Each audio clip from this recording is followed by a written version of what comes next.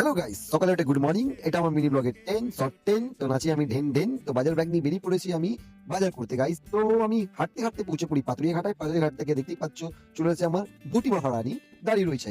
তো আমি জানি আমি লেটুস মাল যেখানে যাই সেখানে লেট করি। তো এই না করতে করতে চলে পড়ি আমরা শপিং এ। ও শপিং নয়, বাজার বাজার। তো নতুন বাজারে আমরা আসি, নতুন বাজারে এসে দেখি পুরো বাজারটাই আমাদের অর্ধেক উঠে গেছে, কারণ বেলা 12টার সময় এসেছি। তো দুজন লেগে পড়ি বাজারে। প্রথমে আসি মাছের বাজারে, মাছ দেখি। তো এই মাসিটা দোকানে দেখছি, প্রথমে আমরা এই মাসির কাছে একটা গোটা জ্যান্ত রুই মাছ নিয়ে নিই আমরা। এই মাছটা প্রথমে এতই ছটপটে কি বলবো, মাছ খাই না, মাছ কিনতে এসেছি, এত লাফায়, লাফাতে লাফাতে সোজা মাটিতে পড়ে পড়ে।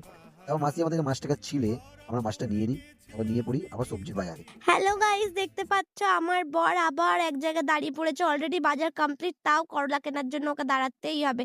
এই করলাটা একদম কেনা আমার পছন্দ না, কিন্তু ওর ফেভারিট, ওকে কিনতেই হবে। আর আমার বর যেখানেই যাবে একজন না একজনের সাথে বন্ধুত্ব করবে। এই মাসির সাথেও বন্ধুত্ব করে ফেলেছে। মাসির সাথে মাসির থেকে আরো ঢের সারা বাজার করেছে। ব্যাগ ভরে ওর হচ্ছে না, দিয়ে আমার ঘাড়ে দোষ দেবে যে আমি ওর পকেটটা ধ্বংস করি। কিন্তু আমি একদমই করলা-ফরলা কিনতে একদম ভালোবাসি না, তবুও কিনবে জোর জবরদস্তি।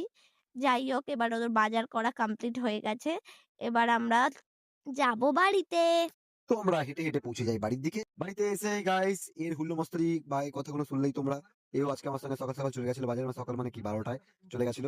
তো বাজার ফাজার সেরে নিচ্ছি। তো গাইস এর বক বক কিছুক্ষণ শুনলাম, শুনে যাই হোক, আজকের ভিডিওটা এই অবধি। দেখা হচ্ছে আবার নেক্সট ব্লগে।